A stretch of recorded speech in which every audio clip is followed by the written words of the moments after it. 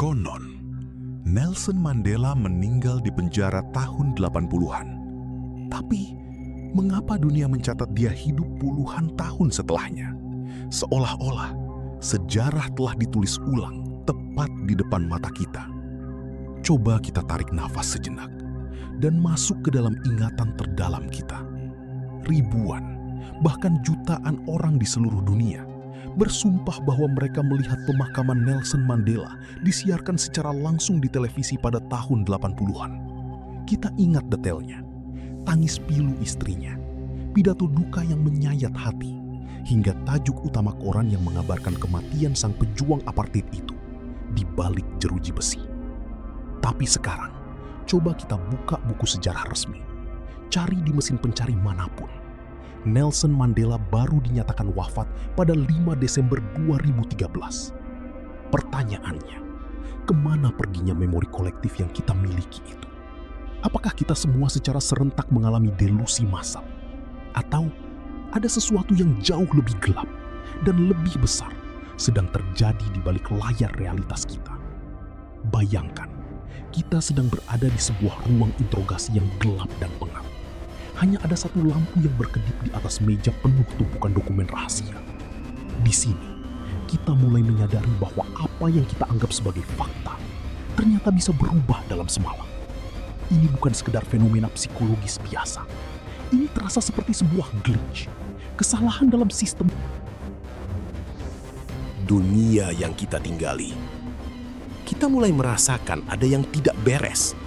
Seolah-olah sejarah kita bukanlah garis lurus, melainkan sebuah kain yang bisa dipotong dan dijahit kembali oleh tangan-tangan yang tak terlihat. Apakah garis waktu kita sedang dibajak? Apakah seseorang di luar sana sedang bermain-main dengan masa lalu untuk menentukan masa depan kita? Malam ini, di Bisikan Sejarah, kita tidak akan sekedar membahas teori internet yang viral. Kita akan membongkar bukti-bukti bahwa realitas yang kita pijak saat ini mungkin bukan lagi realitas yang asli. Siapkan diri kalian, karena begitu kita mulai melihat lubang-lubang dalam sejarah ini, dunia tidak akan pernah terlihat sama lagi. Karena jika ingatan jutaan orang bisa dihapus begitu saja, lantas apa lagi yang sebenarnya mereka sembunyikan dari kita? Para ahli, ilmuwan, dan psikolog punya satu kata keren untuk menenangkan kita: konfabulasi. Mereka bilang memori manusia itu tidak seperti rekaman video yang sempurna. Mereka menyebut ingatan kita hanyalah kepingan puzzle yang seringkali disusun secara salah oleh otak. Intinya, kita dianggap sedang berhalusinasi secara kolektif. Kalian hanya salah ingat, kata mereka dengan nada meremehkan. Tapi mari kita berpikir sejenak. Jika ini hanya sekedar salah ingat yang acak, bukankah seharusnya ingatan kita berbeda-beda? Jika kita salah mengingat warna baju seseorang, ada yang akan bilang merah, ada yang bilang biru, ada yang bilang hijau. Itu baru namanya kesalahan acak. Namun, dalam efek Mandela, kita semua melihat hal yang sama. Kita semua mengingat ekor Pikachu yang berujung hitam. Kita semua ingat monokel di mata pria monopoli. Dan kita semua ingat Nelson Mandela wafat di dalam sel penjara pada tahun 80-an, lengkap dengan cuplikan pemakamannya di televisi. Bagaimana mungkin jutaan otak manusia di seluruh belahan dunia mengalami kerusakan yang identik di saat yang bersamaan? Disinilah kita mulai mencium bau amis. Jika kita mencoba melacak bukti fisik hari ini, kita akan menabrak tembok besar bernama sinkronisasi digital. Pernahkah kalian merasa bahwa mesin pencari seperti Google sekarang terasa terlalu bersih? Kami mulai menyadari ada yang janggal dengan cara arsip digital bekerja. Seolah-olah ada sebuah algoritma raksasa yang sedang bekerja di balik layar untuk memastikan bahwa setiap jejak masa lalu yang salah segera dihapus dan diganti dengan realitas baru. Kita seolah sedang dipaksa untuk tunduk pada catatan digital. Saat kita berargumen, tapi aku ingat jelas melihatnya. Dunia digital akan menjawab dengan dingin. Lihat datanya, itu tidak pernah ada. Pertanyaannya, kapan semua kegilaan ini dimulai? Jika kita melacak kronologinya, gelombang kebingungan massal ini mulai meledak secara signifikan di awal dekade 2010-an. Saat itulah dunia digital mulai mendominasi realitas kita. Apakah ini hanya kebetulan? Ataukah di suatu tempat, di sebuah fasilitas bawah tanah yang dijaga ketat, seseorang baru saja menekan tombol update pada server yang mengelola garis waktu kita? Kita tidak sedang membicarakan kesalahan ingatan. Kita sedang membicarakan tentang sejarah yang sedang ditulis ulang secara real time, tepat di depan mata kita. Sementara mereka mencoba meyakinkan kita bahwa kitalah yang sudah gila.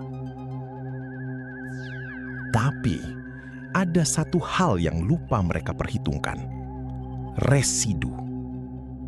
Jika realitas kita adalah sebuah perangkat lunak yang sedang diperbaharui, maka benda-benda fisik analog adalah bug yang gagal mereka bersihkan. Coba kita perhatikan. Kaset VHS tua yang berdebu di lemari. Potongan koran kuning yang terselip di buku lama. Atau majalah-majalah dari tahun 90-an yang tersimpan di gudang kita. Di sanalah kebenaran yang sebenarnya masih bersembunyi. Pernahkah kita melihat foto koleksi pribadi seseorang yang memegang kaset video The Berenstain Bears? Perhatikan ejaannya baik-baik. E-I-N. Padahal, jika kita mencarinya di database digital sekarang, nama itu secara ajaib berubah menjadi Berenstain dengan huruf A. Mereka bilang kita salah ingat.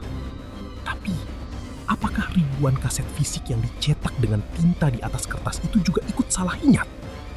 Kita menemukan bukti-bukti ini bertebaran di pasar loak dan loteng rumah tua. Ada orang-orang yang menemukan kaos Fruit of the Loom edisi vintage yang masih memiliki logo keranjang buah atau cornucopia di labelnya. Padahal, perusahaan tersebut bersikeras secara resmi bahwa mereka tidak pernah menggunakan logo keranjang itu sepanjang sejarah mereka. Lalu, bagaimana dengan potongan koran fisik yang melaporkan kematian Nelson Mandela di dalam penjara pada tahun 80-an? Dokumen-dokumen fisik ini adalah kelemahan dari sistem pengubahan realitas kuantum. Alasannya sederhana, mengubah data digital itu mudah.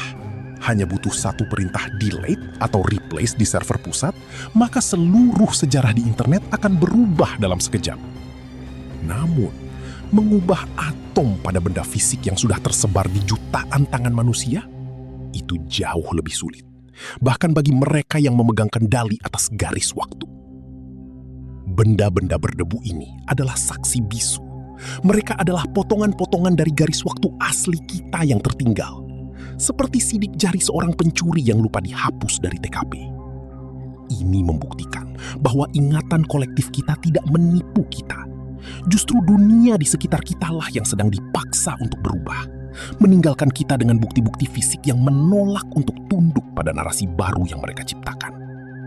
Setiap kali kita menemukan residu ini, kita sebenarnya sedang melihat sebuah glitch dalam rencana besar mereka. Dan jika kita jeli, kita akan menyadari bahwa sejarah yang kita kenal sekarang hanyalah versi yang sudah diedit. Sekarang, kita sampai pada puncak investigasi ini. Titik nol di mana semua kegilaan ini meledak. Kita harus kembali ke tahun 2012. Solemnly. Sementara dunia saat itu sibuk dengan hiruk-pikuk ramalan kiamat suku Maya, jauh di bawah tanah perbatasan Swiss dan Prancis, sesuatu yang jauh lebih nyata dan jauh lebih berbahaya sedang terjadi. Intens, ritmik. Di sana, di dalam lorong melingkar sepanjang 27 km milik CERN, mesin paling kuat yang pernah diciptakan manusia, Large Hadron Collider, sedang bekerja dengan kekuatan penuh. Bayangkan, ribuan ilmuwan menahan napas saat mereka memacu partikel hingga mendekati kecepatan cahaya, lalu menabrakkannya satu sama lain. Secara resmi, mereka hanya mencari partikel Tuhan. Tapi kita tahu, ada harga yang sangat mahal yang harus dibayar saat manusia mencoba membongkar rahasia penciptaan. Deskriptif, atmosferik. Kita bisa merasakan ketegangannya. bunyi dengung magnet raksasa yang mendinginkan mesin hingga titik nol mutlak. Bau ozon yang tajam. Di udara, kita menduga kuat bahwa pada momen tabrakan partikel besar itu, mereka tidak hanya menemukan partikel baru, mereka telah melakukan sesuatu yang jauh lebih ekstrim. Merobek membran halus yang memisahkan dimensi kita dengan dimensi lainnya. Ini bukan sekedar teori fisika yang membosankan. Ini adalah sabotase terhadap realitas. Di detik itulah, garis waktu asli yang kita tempati selama ini dipaksa bertabrakan dan melebur dengan garis waktu lain yang sangat mirip, tapi tidak identik. Bayangkan dua lembar film yang ditumpuk secara tidak presisi. Gambar yang dihasilkan akan terlihat berbayang dan kabur. Itulah yang sedang terjadi pada sejarah kita sekarang. Perhatikan baik-baik. Mengapa setelah tahun 2012, laporan tentang efek Mandela meledak secara masif di seluruh dunia? Kita seolah-olah dilemparkan ke sebuah realitas baru di mana detail-detail kecil telah diubah. Logo produk yang kita gunakan sejak kecil, ejaan nama tokoh dunia, hingga kutipan film ikonik, semuanya bergeser. Ini adalah anomali massal yang kita rasakan hingga hari ini. Kita tidak sedang mengalami delusi kolektif. Justru sebaliknya, ingatan kita adalah satu-satunya hal yang masih murni. Sementara dunia di sekitar kita telah dikonfigurasi ulang oleh eksperimen yang melampaui batas tersebut. Apakah mereka tidak sengaja merusak jalinan waktu? Atau ini adalah upaya sengaja untuk menggiring kita masuk ke dalam garis waktu yang lebih mudah dikendalikan? Yang jelas, sejak insiden CERN 2012, rumah yang kita tempati bukan lagi rumah yang sama dengan yang kita ingat saat kita kecil. Kita sedang hidup di dalam sebuah glitch yang dipaksakan. Tapi, pernahkah kita berhenti sejenak dan bertanya, jika masa lalu bisa diedit sesuka hati seperti dokumen digital, maka masa depan kita sebenarnya hanyalah sebuah skrip yang sudah disiapkan. Kita seperti pion dalam papan catur yang tidak pernah kita sentuh, digerakkan oleh tangan-tangan yang bahkan tidak bisa kita lihat. Ini adalah peringatan keras bagi kita semua. Jangan lagi percaya sepenuhnya pada apa yang tersaji di layar, pada arsip digital yang bisa berubah dalam hitungan detik, atau pada narasi yang dipaksakan oleh pihak-pihak yang ingin kita lupa siapa diri kita sebenarnya. Satu-satunya benteng terakhir kita hanyalah ingatan terdalam, memori kolektif yang tak terjamah oleh kode-kode glitch atau eksperimen mereka. Di sanalah, di sudut terdalam pikiran kita, kebenaran asli masih bertahan dari upaya penghapusan sejarah yang sistematis. Mereka mungkin bisa mengubah logo perusahaan, membelokkan fakta sejarah, atau menggeser garis waktu dunia. Namun, mereka tidak bisa mencuri apa yang kita rasakan di dalam hati, apa yang kita ingat sebagai rumah yang sesungguhnya. Tetaplah waspada. Pertanyakan setiap kejanggalan yang muncul di depan mata. Karena mungkin saja itu bukan sekedar salah ingat, melainkan sebuah celah, sebuah pesan yang tertinggal dari realitas asli kita yang sedang coba dikubur hidup-hidup.